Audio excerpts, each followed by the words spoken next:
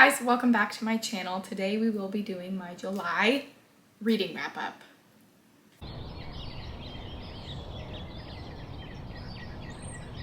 So in the month of July, I read a total of, oh my god, I didn't even count. I read a total of 5 books? Oh my gosh, 6. In the month of July, I read a total of 6 books. This was the first month in a long time this year where I didn't listen to any audiobooks. I don't know, I guess I was just kind of not in the mood. No problem. The first book that I finished this month was actually a graphic novel that I checked out of the library called The Young Hag and the Witch's Quest, or Young Hag and the Witch's Quest by Isabel Greenberg. I love Isabel Greenberg. I read that. I had such a delightful experience reading that graphic novel. It's a YA graphic novel, but really it's for everybody. I checked it out of the library. I didn't even know it existed. I own all of the other, like the previous other works published. I own all of the other works previously published. There, that's how you say it. By Isabel Greenberg. And I absolutely adore her graphic novels, okay? And I did not know this existed. I guess it just came out this year in like March. And it is a retelling of the King Arthur legend. It's like a feminist spin on the King Arthur legend. And I checked it out of the library. I was so excited to see that it existed. I sat in bed one morning in my pajamas and I just read it. I read the whole thing. I had some YouTube on in the background and I read the whole thing, and it was probably the most magical, delightful experience ever. Oh my goodness. Every time I go back to the library, I keep looking at the graphic novel section in my local library to see if there's anything that like catches my eye, because I want to recreate that experience, but there's been nothing that has caught my eye recently. So if you have any graphic novel recommendations, please leave those below. And then after that, the next book that I finished was The House of the Spirits by Isabel Allende. This is my 3rd book now that I've read by Isabel Allende. And she's just like such a mid author, in my opinion. Like, she's super average, and I feel bad saying that because I know she's like a national treasure. I think she lives in Southern California, or she lives somewhere in California, but she's from Chile, or that's where her heritage is from. I'm actually unclear on the situation. I want more author information. Oh. Born in Peru and raised in Chile, Isabel Allende is the author of a number of best-selling and critically acclaimed books. She lives in California. Yeah, so I know she's like a national treasure. She has a lot of books published. She's still publishing books. Her most recent one, I think, was Violetta, which I read last year. I DNF'd one of her books, which was The Japanese Lover, and I gave Violetta 3 stars. This is also like a 3-star read. She's just the kind of author that tells you a story, but you do not feel like you are involved at all in the story. Like there seems to be little to no depth and like meat to the story. There's nothing to sink your teeth into, but it does feel like a beautifully silky smooth ride, you know? So I think that she's good at what she does. Like, she's good at what she does, but I don't think that she's a great writer, if I'm being completely honest. She's a good storyteller. She's not a great writer. Yeah, but this is like a beloved book. This is probably her opus. This is her magnum opus, right? The House of the Spirits. The House of the Spirits is definitely her biggest title. I have never heard a single negative thing about this book, and it was really advertised as being heavy on magical realism. I wouldn't say that there was really any magical realism in this book, or maybe like on a scale of 1 to 10, it was like a level 1, maybe 1.5, I don't know. But basically we're following this family in Chile, and we're following this family through the course of the 20th century. And that's something that I did notice in her other 2 works that I read. She's really fascinated with the flow of history, not only in like a large scale throughout the world or throughout the country that you're in, but throughout a family, and how generations really affect later generations, and earlier generations really affect generations. and how everything is kind of tied together and how things flow on from one thing to the next. I think she's really kind of fixated on that. I'd say that's like the main thing that I noticed between the 3 books of hers that I've read. But again, this is following 3 generations of the Trueba family in Chile. And I think the strength of this book is how much you learn about Chilean history and kind of what was going on around that time, political things going on, civil unrest. I really think that it's strong for that reason. But again, you just couldn't really sink your teeth into anything. Everything was so like held at a distance, super surface level. But it was nice to see all the different kinds of characters and their stories and how they acted. The next book that I read was, finally, I picked up a book by Toni Morrison. I read Sula by Toni Morrison, and I think this is her shortest book. I also think this is her second published work, and holy cow, 5 stars. Like, holy cow, did I love this. This was written, I have no words. This was written so well. Like, I love her poetic, flowing writing style so much. Like, on a sentence, she's like super metaphorical. She references the Bible constantly, specifically the Old Testament. And I just find that to be super layered and interesting. And I want to, before I get into like what this book is about, I want to read to you this page that I highlighted that I had to read out to my partner, and even he was impressed. Okay, so this is on page 65. As Reverend Deal moved into his sermon, the hands of the women unfolded like pairs of ravens' wings and flew high above their hats in the air. They did not hear all of what he said. They heard the one word or phrase or inflection that was for them the connection between the event and themselves. For some it was the term sweet Jesus, and they saw the lamb's eye and the truly innocent victim, themselves. They acknowledged the innocent child hiding in the corner of their hearts, holding a sugar and butter sandwich, that one. The one who lodged deep in their fat, thin, old young skin and was the one the world had hurt. Or they thought of their son newly killed and remembered his legs in short pants and wondered where the bullet went in.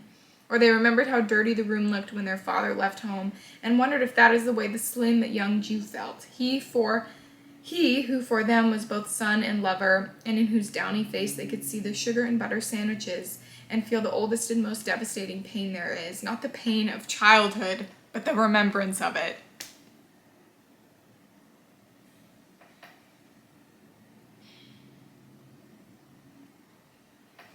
What? And then it literally makes me cry. And then it just keeps going on, and it's so beautiful, and I highlighted so many passages in this book, and I think that this would be such a fascinating book to study and break apart, and oh my god, I loved it. So basically, this book, we're following 2 girls who grow up in this one town called The Bottom, which is really ironic because it's actually on the top of the hill above. And it's primarily a black town, and it's on the top of the hill, and then at the bottom of the hill you have like the white people.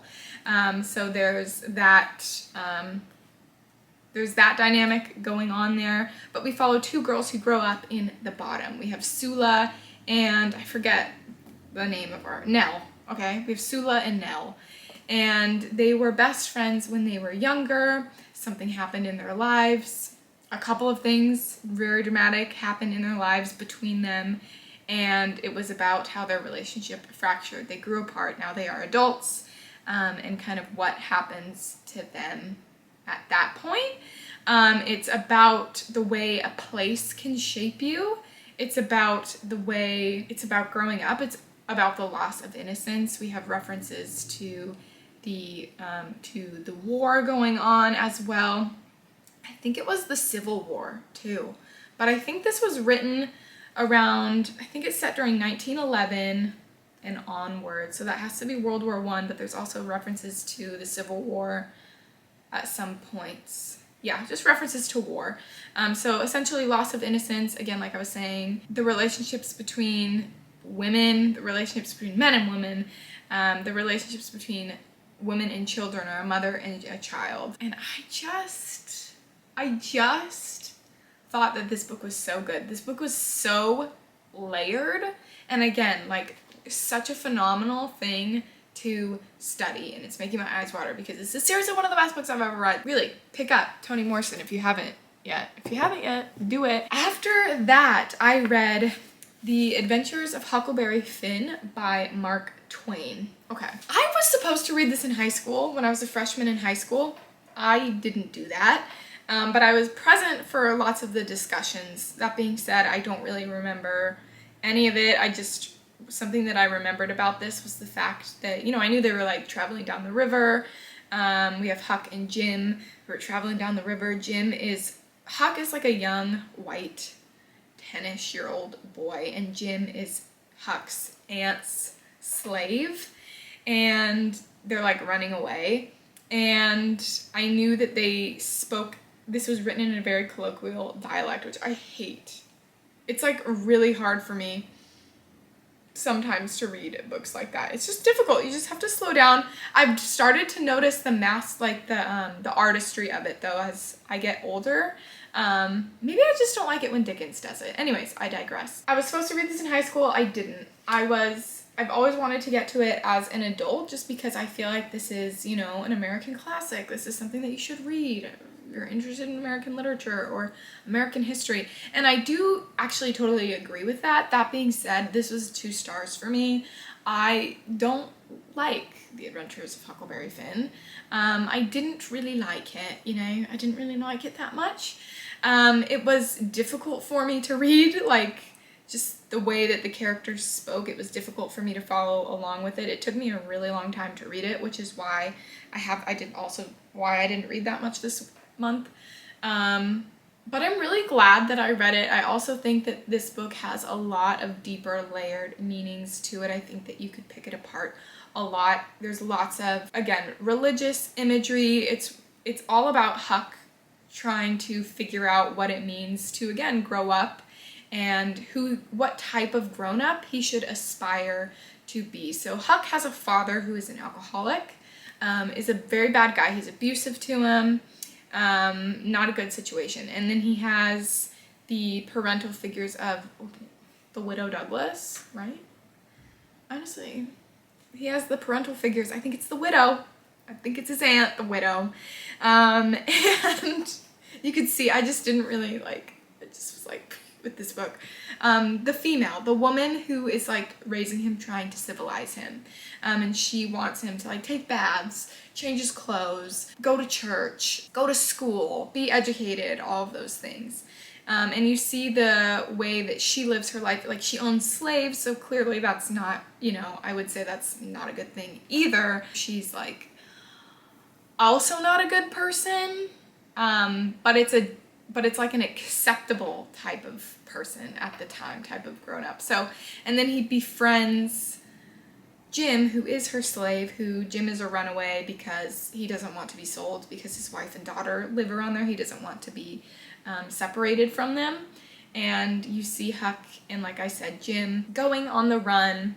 And Jim really does become Huck's parental figure, the type of person that he looks up to, and the type of grown-up that is, I think, the example of like a good grown-up. You know what I mean? So he becomes kind of like a father figure, which will tie into the next book that I'm about to talk about. I just didn't enjoy this story, if I'm being honest. Like, it being interesting to pick apart and dissect aside, I didn't really enjoy like the setting of the story. Yeah, I also like little adventures, things happen that show you the society, like the dynamic of the society at the time, which is just like sad and like a bummer to read, and like I just didn't like it. I just didn't enjoy being present in this world at all, okay? I didn't enjoy it,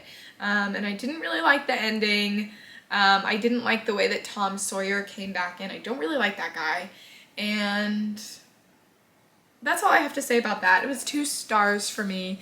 But the book that I read after that was James by Percival Everett. Now, this book has been making the rounds on the internet recently. It's also recently been longlisted for the Booker Prize this year. I recently I have previously read The Trees by this author, which was also listed for the Booker Prize a couple of years ago, which I didn't love it, but this I really ended up loving. I thought that this was written so well, and I really think that you should read this if you want to read this. I'm sure you could read it as a standalone, but this totally bolstered, reading this totally bolstered this experience. We follow Jim, who goes by James in this book, and we hear about why he speaks the way that he speaks in this book, the cadence of the way that he speaks, how that makes him safer as a black man at this time in this white man's world. And we see his relationships to his family, to his friends, the other people living around him. We see just the whole story of Huckleberry Finn from his perspective. And in the adventures of Huckleberry Finn, Huck and Jim are not together the whole time. And so it's really interesting to see what he gets up to in this book. There's a lot of discussions of philosophy and different historical philosophers discussing their ideas and concepts of freedom. Jim is a super intelligent man, and it was just interesting to hear his thoughts and these conversations that he was having in his mind with these historical philosophers. He enjoyed writing. I really feel like, of all the different types of slave narrative novels that I have read in my life, which I obviously have not read all of them, maybe I've read only a handful or so, this has done it the best. I really feel like this was such a powerful book, and I was sobbing. Okay, I was sobbing while reading this book. Yeah. I really loved the ending as well. My eyes are watering again. I really loved the ending. There was a bit of a plot twist at the end of this, and I don't know if we're supposed to take that as like a fact, or if it's like the spiritual idea, like being like a representative idea going on, or maybe it is supposed to be like a specific fact. I don't want to spoil what it is, but if you've read it, I think you know what I'm talking about. But yeah, I'd really recommend James by Percival Everett. I gave it 5 stars, and it is the book that I want to win the Booker Prize this year. That would be really cool. And then last but not least, on my birthday, actually, I decided to pick up and read The Fire Next Time by James Baldwin, because I wanted to read more James Baldwin this year, and I guess I was in the mood for some nonfiction, which is what this is. And this wasn't intentional, but there were so many themes that crossed over in these books and this book. So many crossover themes. Like, it's insane. Again, the concepts of religion specifically, what it means to be civilized, what it means to be civilized, what it means to be like a good member of society. Again, like I said, lots of discussions about different types of religion. This was so informative about what was going on in the 20th century. He was writing, and he was alive and writing during the time of World War II, so we hear a lot about the Holocaust. We hear about Malcolm X, and it was just so fascinating. It was so fascinating. This is a collection of 2 nonfiction pieces. One is a letter that James Baldwin is writing to his nephew that's like maybe 10 pages. And then the longer part is a longer essay. So, which is again, very informative about what's going on in the country at the time, what it means to be Black in America. I really loved the point of this book, or this book really highlighted the fact that when people hate something, or someone, or a group, or an idea, it is not reflective at all of that thing that they hate. It is entirely reflective of what they think of themselves, and like what that person thinks of themselves. And when someone hates something else, it's because they hate themselves, or they are afraid of themselves, or they are ashamed of something in themselves, or they are confused, and what have you. So I thought that was a really great theme that was really driven home in this work of nonfiction. And again, James Baldwin is just one of the best writers I've ever experienced. Like, I can't even begin to tell you how intelligent he is when he speaks or writes. I highlighted a few things. Let's see if I want to read any out loud. I guess on page 95, all of us know, whether or not we are able to admit it, that mirrors can only lie, that death by drowning is all that awaits one there. It is for this reason that love is so desperately sought and so cunningly avoided. Love takes off the masks that we fear we cannot live without and know we cannot live within. I use the word love here not merely in the personal sense, but as a state of being or a state of grace, not in the infantile American sense of being made happy, but in the tough and universal sense of quest, enduring, and growth. So just lots of things. I also didn't realize that James Baldwin was at one point a preacher. So lots of thinking about the concept of religion and the concept of love. Again, like that quote was talking about. And what's the word? I guess being a hypocrite, of course, comes with that territory. But yeah, so phenomenal. I think this is absolutely required reading. I see why that's required reading. Those are the books that I read in the month of July. Please let me know if you've read any of these books, what you think of them. And let me know what you read in July in general. I would love to hear. So thanks so much for watching. I hope you have a great rest of your day, and goodbye.